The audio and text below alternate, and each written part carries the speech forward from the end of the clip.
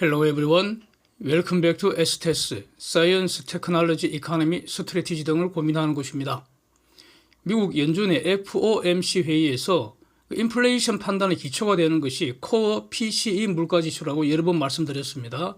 이거 그래프 사진으로 보시면 지난 2월에 5.4%가 정점이었고 그 후 3개월 연속 인플레이션 상승세 둔화되었다. 지난 5월에는 4.7%로 피크아웃 되었다.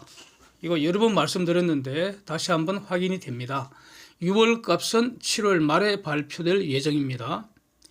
이번 주에는 생산자 물가지수하고 소비자 물가지수가 발표가 되는데 이것들 예상치 미리 보겠습니다. 생산자 물가지수는 3월이 정점이었고요. 4월, 5월 연속 피크아웃 됐습니다. 그래서 6월에도 상승폭이 5월보다 둔화될 것으로 예상이 된다는 겁니다. 즉 생산자 물가지수는 3개월 연속 피크아웃 될 가능성 현재로서는 매우 높습니다. 그리고 생산자 물가지수는 소비자 물가지수의 선행지수입니다. 그는 소비자 물가지수를 보면은 이것도 정확하게 생산자 물가지수하고 동일한 패턴입니다. 그래서 지금 그 생산자 물가지수가 이 소비자 물가지수의 선행적 성격이 강하다는 거 이걸 이제 고려를 하면은 위 두 개 데이터 서로 조화되는 것 같고요. 그래서 신뢰할 수 있는 것 같습니다. 그런데 소비자 물가지수는 4월에 둔화되었다가 5월에 다시 상승세였습니다. 6월 지수도 더 가속된다는 그런 전망치입니다. 그래서 이거는 한국 시각 7월 13일 수요일 저녁에 발표가 되는데 인플레이션 판단 지표에는 적어도 지금 6개가 있습니다. 소비자, 생산자, 개인 소비지출 물가지수 이 각각에 대해서 에너지와 식품을 제외한 코어 지수, 즉 근원지수 이렇게 6가지 종류가 있는데 유독 소비자 물가지수만 살짝 지금 다른 모습을 보이고 있습니다. 이것도 6월 발표치는 피크아웃 될 가능성 주목하는 것이 맞고요. 예상치가 저렇게 발표됐지만 그렇지 않고 예상대로 좀 올라간다 하더라도 그냥 저거는 참고치로 하는 것이 맞지 않겠습니까? 6개 중에 5개가 지 혼자 놀고 있는데 5개는 따로 놀고 있고 저 혼자 따로 6개 중에 5개는 지금 다른 모습이잖아요. 소비자 물가지수만 지 혼자 따로 저렇게 놀고 있기 때문에 저거는 그냥 참고치로 평가하는 게 낫지 않겠느냐 이런 겁니다. 그래서 인플레이션 그 지표상으로는 아마 2월 또는 3월 이때가 정점이었던 것 같고 그래서 미국의 경우 그 이후로 피크아웃 되는 중이다. 앞으로 인플레이션 발표는 피크아웃 추세가 유지되는지 요거 판단하는 것이 안고이지 않겠는가 이렇게 정리하는 것이 맞을 것 같습니다. 미국의 경우입니다. 그래서 지금 이 매우 중요한 시기이기 때문에 이와 관련해서 이제 식량지수, 곡물지수, 원자재지수, 운임지수 이런 게 다 그 인플레이션 그 선행지수로 볼 수 있는 글로벌 핵심 실물지수들 아니겠습니까? 그래서 이것을 지난주에 한번 종합적으로 쭉 검토를 했었습니다. 그 영상을 올렸었죠. 그 당시 판단은 모조리 피크아웃 된다는 것이었습니다. 이미 다 정점 지났다는 겁니다. 그리고 그 판단은 지금도 유효하다고 봅니다. 왜냐하니 그 이후에도 식량지수, 그 곡물지수 추가로 한 번 더 하락했고요. 이거 한 달 단위로 발표되니까 상하이 컨테이너 지수 지난 주말에 최근 그 하락 추세치고는 비교적 크게 하락했습니다. 그래서 조만간 저는 그 컨테이너 지수 대폭 폭락할 거로 보고 있습니다. 저는. 그다음 그 유가 등을 보면은 90불대로 밀렸다가 다시 살짝 올라는 섰지만 이거 추세 상승이라고 볼 수는 없고요. 그러니까 앞으로 더 그 유가가 추가 급등을 우려할 상황은 저는 전혀 아니라고 봅니다. 이제 여기서 이거 유크레인 전쟁이라는 거는 지금까지는 물가의 영향이 컸지만 지금부터는 추가적인 영향력은 매우 제한적이지 않겠는가. 뭐 상당히 진동은 많이 하겠지만 추가적으로 지속적으로 유크레인 전쟁이 물가에 영향을 미치기는 저는 힘들다고 봅니다. 어차피 이 전쟁은 미국과 EU, 나토를 핵심으로 하고요. 일본, 한국 등 주요국들이 다 직접 간접으로 가세한 상황이고요. 그래서 이런 세력과 서방 세력과 러시아 간의 세계대전입니다. 이거. 예? 본질은 세계대전이고, 그래서 유크레인에 대한 여러 가지 형태의 지원이 지금 계속되고 있기 때문에 침략 수괴가 죽어야 하고요. 러시아가 달리 생각하고 달리 행동하는 것이 이게 열쇠라고 보기 때문에 적어도 금년 말까지 전쟁은 계속되는 것이고, 아마도 수년간 전쟁은 끝나지 않을 것으로 보는 게 맞을 것 같습니다. 네, 저는 그렇게 봅니다. 그래서 경제는 이런 장기전 상황을 전제로 이제부터 새롭게 이제 굴러가는 것이죠. 네, 그렇게 봅니다. 그래서 유크레인 전쟁이 장기화되면은 전쟁 특수도 있는 것이고요. 그래서 종합적으로 봐야 하는 겁니다. 그런데 지금 그 한국 언론인 동아일보 기사 보시면 저 상당히 허접합니다. 좀 뭐 동아일보, 조선일보 저는 애용하는 편인데 예? 지난주에는 그 매경이 말이죠. 뭐 전세가 폭등한다고 그런 기사가 나와서 제가 그 폭등하지 않고 내릴 거라고 말씀드렸지 않습니까? 그 서울 아파트 그 거래량 분석하는 영상에서 그렇게 말씀드린 거 기억합니다. 지금 저 종합적으로 저 동아일보 기사 종합적인 고려는 전혀 없고요.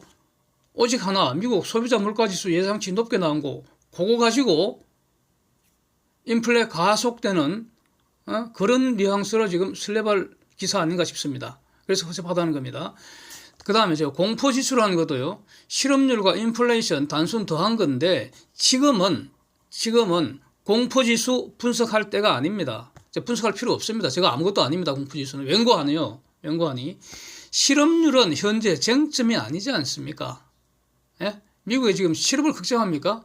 그런 거 아닙니다. 실업률은 지금 쟁점 아닙니다. 지금의 저 공포지수 움직임이라는 것은 단순하게 인플레이션 추세와 같을 뿐이고요. 그래서 실업률에 더하는 인플레이션 지수 어느 거 사용하는가, 즉 소비자 물가지수 사용하느냐 또는 그 코어 PCE 물가지수 사용하느냐에 따라서 모양이 달라질 것이고요. 그래서 공포지수는 실업률도 폭등을 하고 저 완전히 경제가 침체에 빠져갖고 일자리도 없고 그런 상태에서 인플레이션이 가속되는 이런 상황. 이게 뭡니까? 실업 속에 물가는 치솟으니까 그야말로 굶어 죽을 공포를 지소한 겁니다. 그런데 지금은 평균적으로 그런 상황 아니잖아요. 네, 그래서 공포지수라는 것은 또 본질적으로 사후적으로 산수한 것뿐이고요. 앞으로 어떤 그 미래를 예상하는 능력은 전혀 없습니다. 그냥 한번 그 뒤돌아보는 것뿐입니다. 그래서 지금의 저 숫자라는 그냥 더하기 산수한 것뿐이고 그냥 아무것도 아니라고 봅니다, 저는. 그래서 중간 결론으로 미국의 인플레이션은 이미 정점 지난 것으로 보는 것이 맞는데 한국은 어떤가 이겁니다. 한국은 개방 경제이기 때문에 글로벌 인플레이션 영향 바로 받습니다. 그 다음에 미국의 급속한 금리 상승 1, 2, 위기 상황의 안전자산 선호 2, 3, 양적 긴축으로 글로벌 유동성 미국으로 지금 회귀하는 중이고요. 이제 이런 영향 때문에 달러 수요 지속적으로 증가하고 있습니다. 그래서 달러 강세가 매우 강력합니다. 그래프 한번 보십시오. 예, 이게 지금 금융위기 이후 달러 강세 최고 수준이고요. 자, 그러니까 지금 그 위기 상황에서는 진짜 돈은 달러뿐이라는 겁니다. 제가 늘 이렇게 말씀드리고 있습니다. 기축통화는 오직 하나, 달러뿐입니다. 달러가 진짜 돈이고요. 예? 유로나 엔도 본질은 휴지입니다. 예? 유로와 엔이 기축통화 비스무리하게 그 달러처럼 같이 놀 수 있었던 것은 강력하게 미국이 뒷받쳐주기 때문입니다. 예? 기축통화는 달러뿐입니다. 그래서 이런 사실이 다시 확인되는 거 아니냐 이렇게 보여지고요. 그래서 다른 조건 동일하고 인플레이션만 진행돼도 돈 가치 떨어지는 것이고요.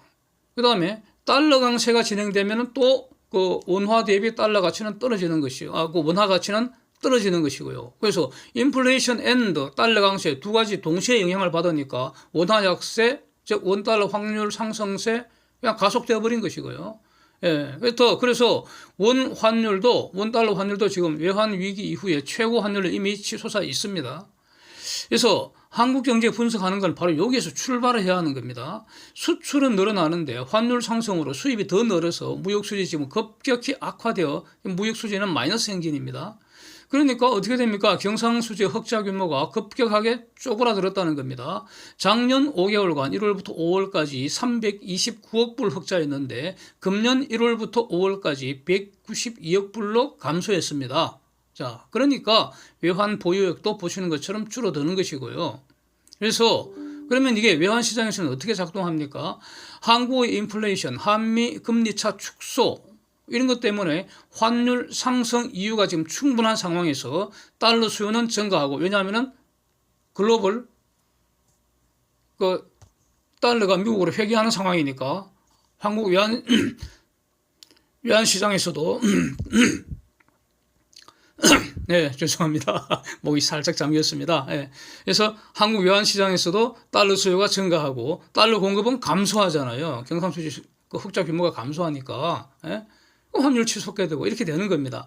이건 다시 인플레이션 가속하는 상황입니다. 즉 한국의 인플레이션 아직 정점까지 가야 할 길이 상당히 남았다 이겁니다. 해결책은 저는 금리 대폭 올려야 한다고 봅니다. 그런 입장입니다. 그런데 지금 금리 대폭 올리자니 지금 가계의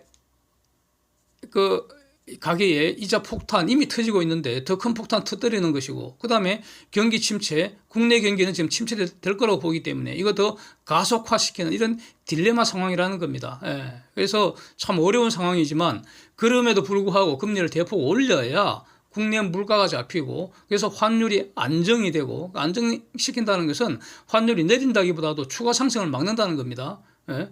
그래서 그래야지 수입 물가 상승을 막아서 경제 선순환이 가능하게 된다, 이렇게 저는 봅니다. 예. 그래서 지금 서울하고 수도권 아파트 매매 가격, 그다음에 전세 가격도 지금 하락세가 깊어지는 것 같습니다.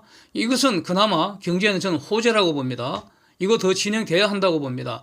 이 거품이 사라져야지. 이거는 주거비 안정된다는 뜻이기 때문에 인플레이션 잡는데 크게 도움이 될 거라고 봅니다. 그래서 최근에 그 사진처럼 서울 아파트 거래 동향 분석한 영상에서 전세 가격 하락할 거다 이렇게 강하게 말씀드린 거 다시 한 번 더 상기하겠습니다. 이번 주 한국도 7월 13일 금리 결정 앞두고 있습니다.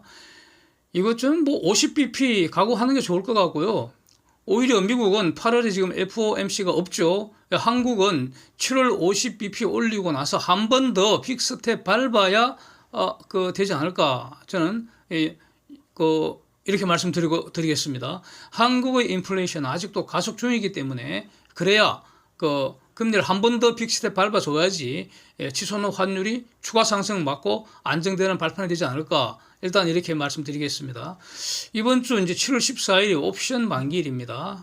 파생시장 과연 어떻게 될 것인가, 이게 지금 중요할 것입니다. 지금 이번 주는 여기서 주목되는 변화는, 코스피에서 주목되는 변화는 현물 시장에서 외국인 매도 공세에 매우 약해졌고, 이 조만간 지금 순매수 전환할 조짐이 보인다는 겁니다. 네? 그 다음에 이 9월 선물 시장은 롱 포지션입니다. 외국인이. 만기가 되는 옵션 포지션 보시면 그 사진처럼 개인이 풋 매수 1,055억 원이고 콜 매도 254억 원입니다. 그래서 지수가 추가 상당폭 하락하지 않으면 개인은 낙이 없는 옵션 포지션입니다. 외국인과 금융투자가 7월 달에는 옵션 동맹관계 맺었습니다. 보십시오. 그래서 최근에 올렸던 그 파생 삼국지 영상에서도 말씀드린 내용인데, 저는 만기 지수는 지금보다 더 높게 형성될 가능성 높다, 이렇게 봅니다. 그래서 7월 옵션 전투에서는 개인의 패배를 저는 예상을 하겠습니다. Thanks for watching. See you next.